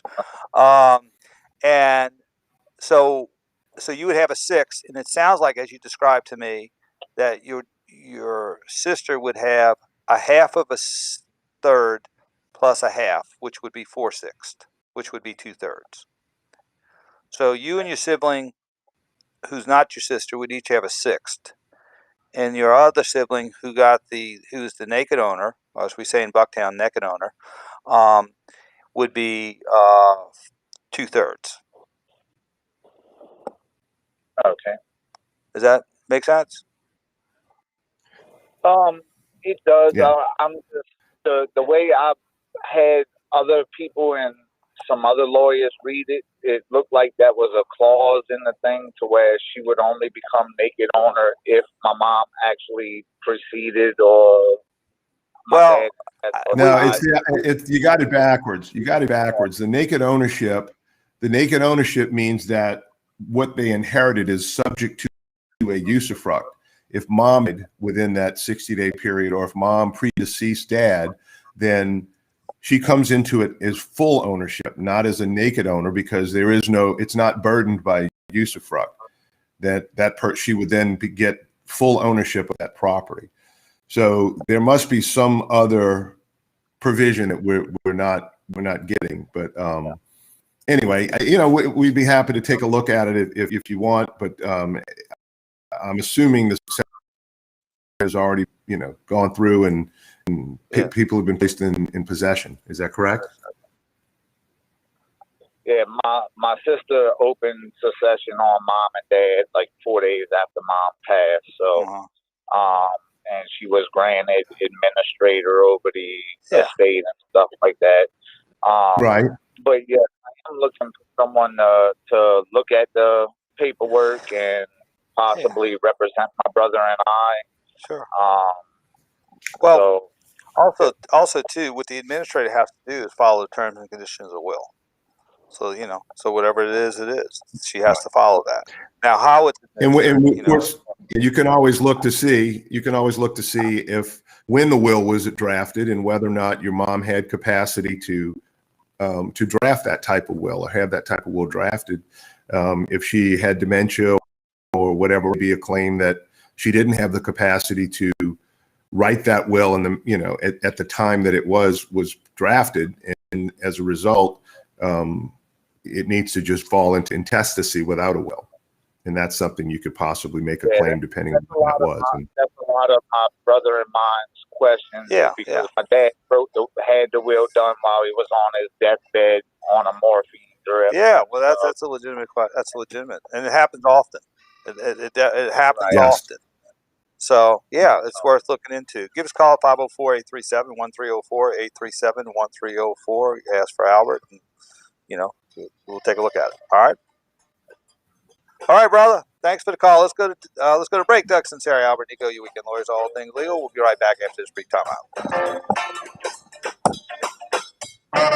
Hey, it's Tommy Tucker. Our country is facing serious problems, and before we can solve anything, we need to identify what's really wrong and figure out how to fix it. Okay, we have Stuart, who has another succession Who's question. that? Who do we Let me have? tell you the truth. Whenever you're offered Who's a that? simple solution to a complex Stuart problem, from Bell Chase you with another succession will question. do that. So please join me for First News, weekdays 6 till 10 a.m. right here on WWL AM, FM, and .com. Have you wanted to speak a new language but thought it'd be too difficult or take too much time? Then try Babbel. Whether you want to learn Spanish for future travel plans, French to connect with extended family, or maybe German to land a new job, Babbel works because it's built around real life. It teaches you everyday practical conversations that you'll actually use. All you need is 15 minutes a day, and you'll be on your way to confidently speaking a new language in just a few weeks. Babbel is designed by real language experts using a modern, conversation-based technique that makes learning fun, engaging, and best of all, memorable. It starts by teaching you words and phrases. Then sentences gradually get more complex. Soon you're practicing short conversations about real-life topics. And with 14 languages to choose from and lesson topics like travel, business, relationships, and more, you'll be sure to learn what matters most to you.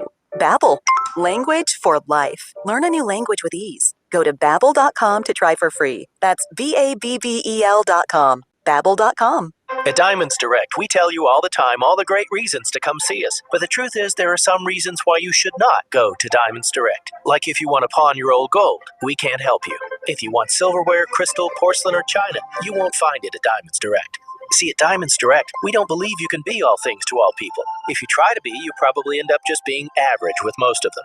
At Diamonds Direct, our focus is diamonds. Our DNA is diamonds and bridal jewelry, period. That's why we have up to 20 times the selection of diamonds you find at those other stores. It's why every major bridal designer in the world is found in our showcases. And it's why we can find the perfect diamond ring for you, whether your budget is $2,000 or $200,000. Diamonds are our passion. It's what we do. It's all our. So, just letting you know, it's a big mistake if you come for youth looking for a silver cake cutter. But the biggest mistake of all is not coming to us for a diamond or an engagement ring. At Diamonds Direct, where New Orleans gets engaged. On St. Bernard Avenue across from Lakeside. DiamondsDirect.com. The New Orleans Saints and Pelicans offer the ultimate entertainment experience. Now you can get onto the field and into the hottest concerts in town with our newest all-inclusive premium offerings. Pelicans level suites get you closer to the action than ever before. And with Pelican suite packages, you'll watch some of the NBA's brightest stars, like Zion Williamson and Brandon Ingram. To get your tickets to the Suite Life and learn more, visit NewOrleansSaints.com or Pelicans.com today. Love sports? Love culture? Well, I've got a brand new podcast called Take Line from Crooked Media, hosted by me, Jason Concepcion, and two-time WNBA champion Renee Montgomery. From the games to the players to the issues happening both on and off the court, we'll be tackling the important political and social issues happening in sports head on. New episodes drop every Tuesday, so follow and subscribe on radio.com, Apple Podcasts, or wherever you get your podcasts. Diabetes, high blood pressure, anxiety meds, everyone's on them. If you're a 50-year-old male, maybe a bit porky, and you may even have type 2 diabetes, $1 million of term insurance may only cost you about $200 a month. Call Term Provider. Speak with Big Lou at 800-568-2790. Big Lou will find a term life policy for you even if you have type 2 diabetes, are overweight, or have high blood pressure. Term Provider has helped thousands of people like you who think they can't afford term life insurance. To buy $1 million of affordable term life for you, all you need to do is call Big Lou at 800-568-2790. Lou will make sure the scales are tipped in your favor. Call 800-568-2790. Big Lou will answer your call and work to fit you into a term life policy that you can afford. Remember, Big Lou's like you. He's on meds too. Call 800-568-2790. 800-568-2790. Hear how the best minds in business really work with the Boardroom Out of Office podcast, hosted by Rich Climate, Kevin Durant's 35 Ventures business partner. Industry leaders talk about who they are, how they got here, and things they learned along the way you might not expect. Listen on radio.com and Apple Podcasts. Back to WWL and all things legal with attorneys Doug Sunseri and Albert Nicaud. Connect on the WWL talk and text line, 504-260-1870. Hey, we're back. Doug Sunseri, Albert Nicaud, your weekend lawyers. Let's go to the phone line. Let's go to Stuart from Bell Chase, the home of Tommy Tucker. Hey, Stuart, you know all things legal. That's true, huh? Have they built a little monument to Tommy yet somewhere by the water treatment plant or somewhere? I don't know where it's hidden right now. I thought it might be by the water treatment plant or something, somewhere like that, But all right, more than likely, I think so. I'm the executor of my mother's estate.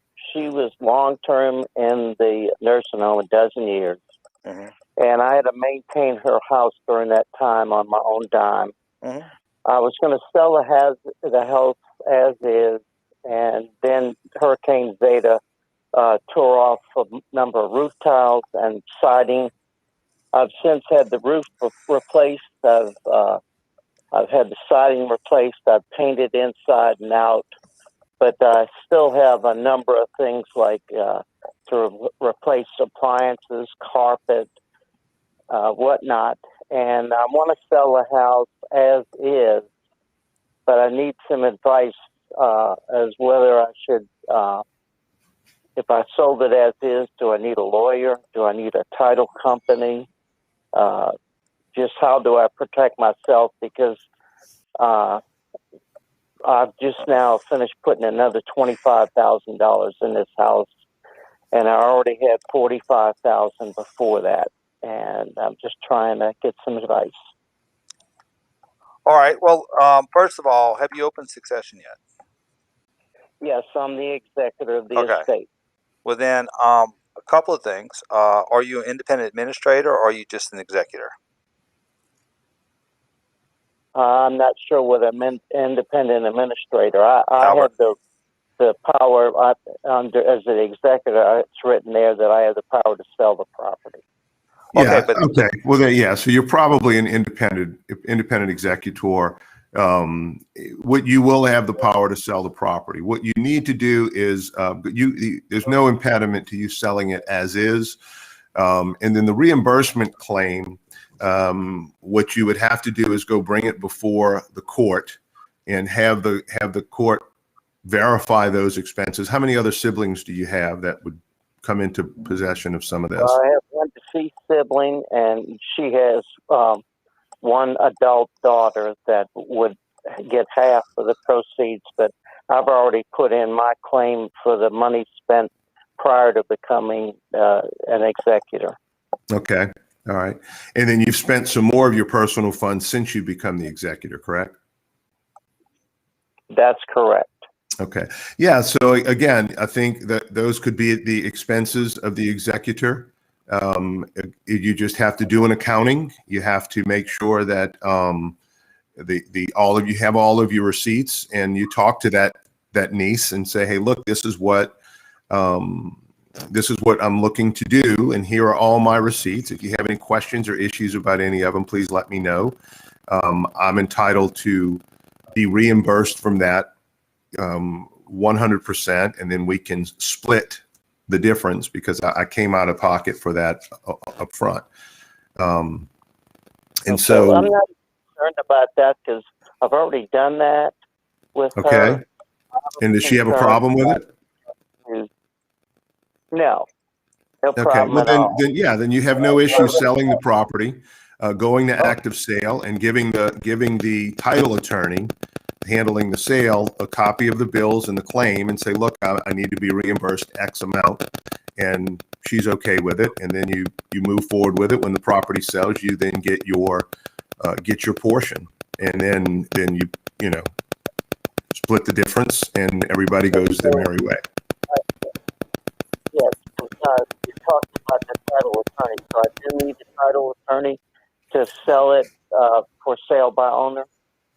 Well, what's going to likely happen is whoever's coming along, unless it's an all-cash sale, they are going to probably go through a title company, probably go through a title attorney, probably have a mortgage, and all that stuff has to be tidied up. And so once that happens, you bring this to the title attorney and either have some sort of consent from your from your niece, or, just get an order from the court that you're entitled to X. But if it looks like she's not going to really complain about it, then I think you'd be okay. Just going ahead and selling it, getting your portion off the top, and then splitting the rest. So tell them, look, I need to get paid X plus half the balance, and my niece gets the other half of the balance.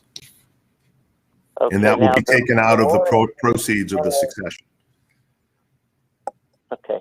The lawyer handling the estate is also a title attorney. Can I use him? Yeah. to sell. I mean, unless he feels like that he has some sort of conflict of interest, because as the attorney, this is very important and people get this confused all the time. As the attorney, he is the attorney for you, the executor. He is not the attorney for the estate. The estate doesn't really exist. It's not really a person. And so someone has to represent you as the executor. And so if he feels like there's some sort of conflict by representing you and collecting this money and also acting as the title attorney who's going to be writing the check to you, he may say, hey, look, you might need to get another person to do that. Ask him about that or her about that, whoever that title attorney is, and they'll be able to help you and make that decision on their own. Now, I do have a person who buys houses and rents them, and he wants to do a cash sale. He's also a realtor. What Okay. do I have to watch out if I decide he has the best price? Well, you want to make sure that he gives you an estimate. I mean, a written purchase agreement with a deposit, right? And read the terms. It's kind of long and probably a little boring, but it does set forth terms of the agreement, the inspection periods, all that sort of thing, when they have the right to do that, what reasons they may have to back out of the sale. And that way, if they back out for a reason that's not listed in the purchase agreement, then you get to keep their deposit because you've kept the house off the market for that period of time. So those are some of the things you need to look at. I would be a little reluctant because obviously this person that's a realtor that is also, that also flips houses, they're going to want to get it just like everyone is going to want to get it for the least amount. And so I would at least do some sort of realtor.com search, see what properties in that neighborhood are going for, per square foot. Look at the condition of the house, what it might need in terms of repairs, and just kind of either make an educated guess or contact a realtor and hire a realtor to go ahead and sell it on the open market. As the executor, you have the right to have it appraised. You could put $400, go get it appraised, and then you've got a real good idea of what it's worth and what you might need to get for it if you sell it. All right, my man. Okay. All right. Well, thanks for the call. We got to go to a break. Doug Sunseri, Albert Nicaud, your weekend lawyers. Just call us at 837-1304. Got any more questions? Let's go to break. Final break. See you if there's brief time out. Hello, you've reached Toyota. This is Jan. How can I help? Hi, Jan. Is now a good time to save on a new Toyota? It sure is. With great deals now through March 31st, you can ready, set, go get your Toyota today. Great. I've really been getting into podcasts lately for those long drives. Oh, yeah? Which ones? Mysteries, mostly. Well, imagine yourself cruising in a Camry, listening to that one where a priceless painting went missing and the whole town was a suspect.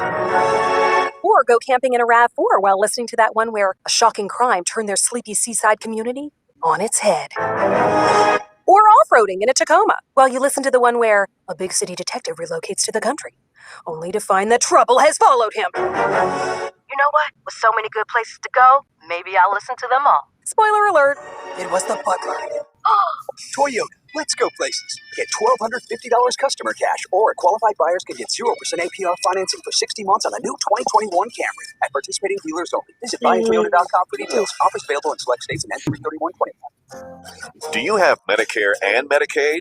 You may be entitled to better benefits with People's Health.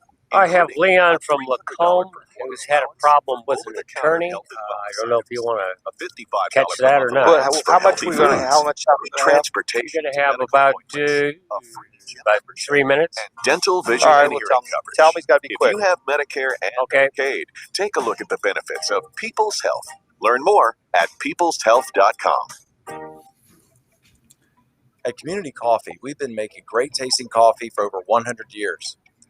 But what makes us different isn't just how long we've been around. It's how far we're willing to go in pursuit of the perfect cup. We select only the finest beans and use over 4 generations of family roasting experience to give you the richest, most delicious coffee around. Find Community Coffee at your local grocery store or visit communitycoffee.com to order some today. Brandon Holly here. We make it easy. Windows with blinds built in it. ReliefWindows.com. Have you wanted to speak a new language but thought it'd be too difficult or take too much time? Then try Babbel. Whether you want to learn Spanish for future travel plans, French to connect with extended family, or maybe German to land a new job, Babbel works because it's built around real life. It teaches you everyday practical conversations that you'll actually use. All you need is 15 minutes a day, and you'll be on your way to confidently speaking a new language in just a few weeks. Babbel is designed by real language experts using a modern, conversation-based technique that makes learning fun, engaging, and best of all, memorable. It starts by teaching you words and phrases. Then sentences gradually get more complex. Soon you're practicing short conversations about real-life topics. And with 14 languages to choose from and lesson topics like travel, business, relationships, and more, you'll be sure to learn what matters most to you. Babbel. Language for life. Learn a new language with ease. Go to Babbel.com to try for free. That's BABBEL.com. Babbel.com. Hear how the best minds in business really work with the Boardroom Out of Office podcast, hosted by Rich Kleiman, Kevin Durant's 35 Ventures business partner. Industry leaders talk about who they are, how they got here, and things they learned along the way you might not expect. Listen on radio.com and Apple Podcasts. Now, more All Things Legal, paid for by Nicaud and Sunseri Law Firm. All advice given and opinions shared are solely those of attorneys Albert Nicaud and Doug Sunseri. Back to WWL. Hey, we're back. Got about 3 minutes. Got Leon on the line. Hey, Leon, what you have for us?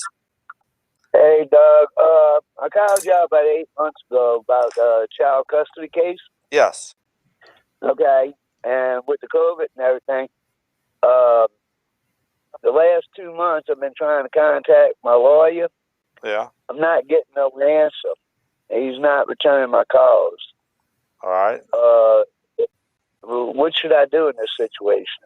I would email him a letter asking for a meeting.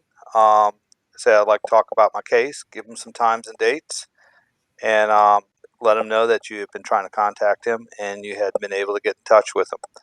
And I would do that 2 or 3 times. And if he doesn't, then do you want to move on from him, or do you want to? What would be your preference? Well, I'd like to move on from him, but I mean, I got a lot of money invested. Okay, I got you. Yeah. I would send him a couple of emails. And after 2 or 3 emails, you could say, "Look, if you don't return my email, I'll be left with no choice but to ask the Bar Association to intervene." That usually gets attorneys. I don't like saying that, but if it's a last resort, right? Yeah. So that I'll put to you that way. It gets all attorneys' attention when they get that. Mm-hmm. So right. So I would do that. I would email him a couple of times. Call the secretary. The secretaries. Look, nurses run hospitals, paralegals, and secretaries run law firms. They know what's going on, and sort of just develop a little rapport with them. Say I'd like to see him. I'd like to have an hour, or do a telephone conference or a Zoom conference, whatever. And and I'd follow it up with a few emails. If you don't get anything from there, then I would drop the Bar Association in there. And I think once he sees that, he'll respond. All right. Mm-hmm. Right. I appreciate it, man. Y'all have a blessed weekend and a blessed week. All right, Leon. Thanks so much. Appreciate it. Thanks so much. All right. Well, it's almost about a wrap. We got about a minute to go. The only thing I didn't talk about, sports-wise, was LSU spring training. And Max Johnson appears to be first team, getting the first team snaps. There you go. Well, you know what I think it is? I think he's dual threat. He can run and pass. Sure, he can. And I think the other two are just, drop back quarterbacks, and it gives that extra dimension. I think he's going to. Plus, he's got Super Bowl pedigree. So yeah, we'll right. see. LSU's had a lot of drama the last 3 or 4 weeks. Hopefully, they can get back to just football, basketball, football, and all this other stuff behind them. So, all right. Go Tigers at 11:30, right? That's right. LSU pregame at 11:30. The completion of game 2. LSU's up 8-7. They're in the top of the 9th. They'll complete that game, and then they'll start game 3 a half an hour after. They're going to play 7 innings. So LSU's either going to be SEC 3-3, 2-4 or 1-5. So let's Right. hope they're 3-3. All right, so that's a wrap. Thank you, Albert, and we will see you in next week on All Things Legal. Be good and be blessed, and see you next week. Thanks.